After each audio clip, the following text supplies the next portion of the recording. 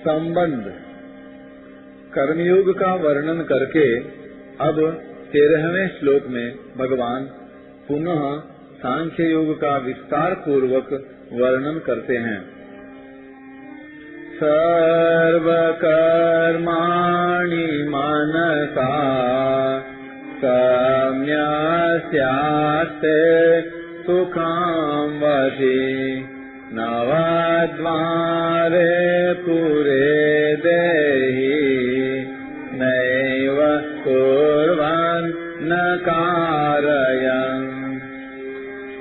जिसकी इंद्रियां वश में हैं, ऐसा देहधारी पुरुष 9 द्वारों वाले शरीर रूपी पुर में संपूर्ण कर्मों का विवेक पूर्वक मन से त्याग करके निस्संदेह न करता हुआ और न करवाता हुआ सुख पूर्वक अपने स्वरूप में स्थित रहता है। व्याख्या। वशी देही।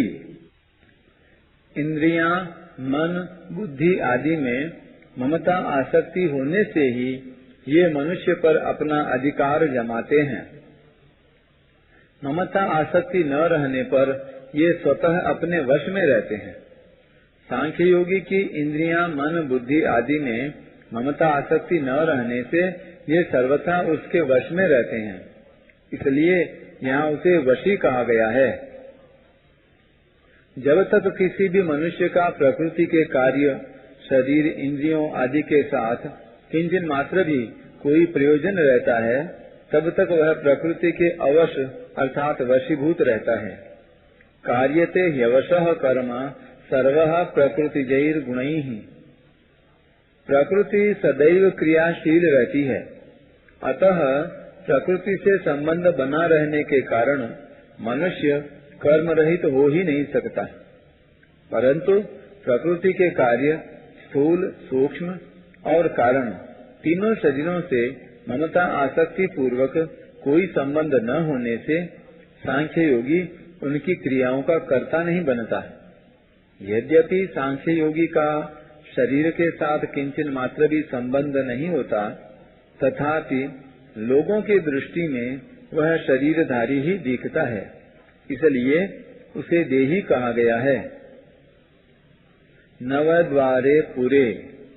शब्द आदि विषयों का सेवन करने के लिए 2 कान, 2 नेत्र, 2 नासिका छिद्र तथा 1 मुख, ये 7 द्वार शरीर के ऊपरी भाग में हैं, और मल मूत्र का त्याग करने के लिए गुदा और उपस्थ, ये 2 द्वार शरीर के निचले भाग में हैं। इन 9 द्वारों वाले शरीर को पुर अर्थात नगर कहने का तात्पर्य यह है कि जैसे नगर और उसमें रहने वाला मनुष्य दोनों अलग अलग होते हैं, ऐसे ही यह शरीर और इसमें रहने का भाव रखने वाला जीवात्मा दोनों अलग अलग हैं। जैसे नगर में रहने वाला मनुष्य नगर में होने वाली क्रियाओं को अपनी क्रियाएं नहीं मानता, ऐसे ही सांख्य योगी शरीर में होने वाली क्रियाओं को अपनी क्रियाएं नहीं मानता। सर्व कर्माणि मनसा सम्यस्य। इसी अध्याय के 8वें 9वें श्लोकों में शरीर, इंद्रियां, मन, बुद्धि और प्राणों के द्वारा होने वाली जिन 13 क्रियाओं का वर्णन हुआ है, उन सब क्रियाओं का बोधक यहाँ सर्वकर्माणि पद है। यहाँ मनसा संन्यस्य पदों का अभिप्राय है विवेक पूर्वक मन से त्याग करना। यदि इन पदों का अर्थ केवल मन से त्याग करना माना जाए तो दोष आता है, क्योंकि मन से त्याग करना भी मन की एक क्रिया है, और गीता मन से होने वाली क्रिया को कर्म मानती है। शरीर वांग मनोभीर्यत कर्म प्रारब्धे नरः।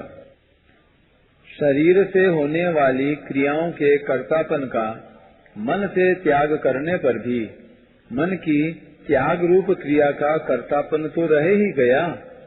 अतः मनसा संन्यस्य पदों का तात्पर्य है विवेक पूर्वक मन से क्रियाओं के कर्तापन का त्याग करना, अर्थात कर्तापन से माने हुए संबंध का त्याग करना। जहाँ से कर्तापन का संबंध माना है वहीं से उस संबंध का त्याग करना है।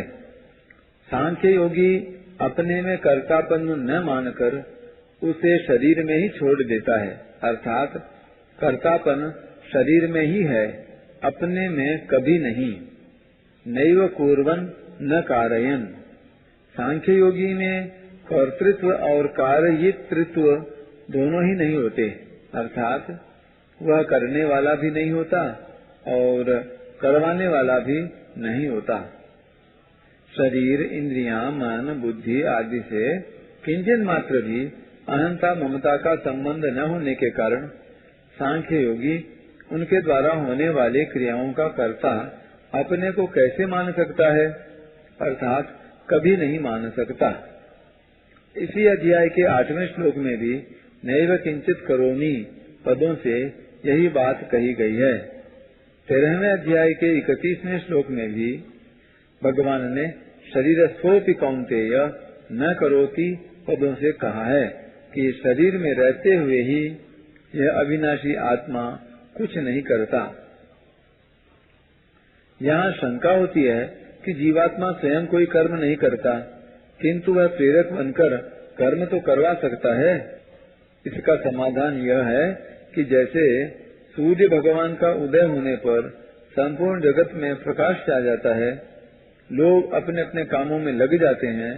कोई खेती करता है, कोई वेद पाठ करता है, कोई व्यापार करता है आदि। परंतु सूर्य भगवान निहित या निषिद्ध किसी भी क्रिया के प्रेरक नहीं होते, उनसे सबको प्रकाश मिलता है। पर उस प्रकाश का कोई सदुपयोग करे या दुरुपयोग, इसमें सूर्य भगवान की कोई प्रेरणा नहीं है। यदि उनकी प्रेरणा होती तो पाप या पुण्य कर्मों का भागी भी उन्हीं को होना पड़ता। ऐसे ही चेतन तत्व से प्रकृति को सत्ता और शक्ति तो प्राप्त होती है, पर वह किसी क्रिया का प्रेरक नहीं होता। यही बात भगवान ने यहाँ न कार्यन पदों से कही है। आस्ते सुखम। मनुष्य मात्र की स्वरूप में स्वाभाविक स्थिति है, परंतु वे अपनी स्थिति शरीर, इंद्रियां, मन, बुद्धि, प्राण आदि में मान लेते हैं, जिससे उन्हें इस स्वाभाविक स्थिति का अनुभव नहीं होता। परंतु सांख्य योगी को निरंतर स्वरूप में अपनी स्वाभाविक स्थिति का अनुभव होता रहता है। स्वरूप सदा सर्वदा सुख स्वरूप है। वह सुख अखंड एक रस और परिच्छिन्नता से रहित है। एक वस्तु की दूसरी वस्तु में जैसी स्थिति होती है, स्वरूप में वैसी स्थिति नहीं होती, कारण कि स्वरूप ज्यों का त्यों विद्यमान रहता है। उस स्वरूप में मनुष्य की स्थिति स्वतः स्वाभाविक है, अतः उसमें स्थित होने में कोई श्रम उद्योग नहीं है। स्वरूप को पहचानने पर एक स्वरूप ही स्वरूप रह जाता है। पहचान मात्र को समझाने के लिए ही यहाँ आस्ते पद का प्रयोग हुआ है।